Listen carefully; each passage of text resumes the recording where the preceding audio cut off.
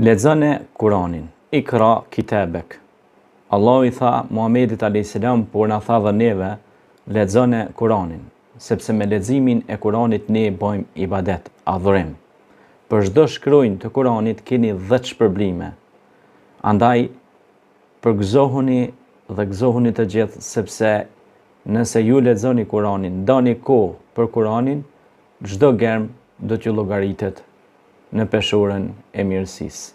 Dhe do t'jetë mirësi për ju në këtë botë dhe padyshim dhe në botën tjetër. Andaj, lexoni fjalën e Krijuesit, Kur'anin famlart. Ikra l-Kur'an, pra lexoni Kur'anin.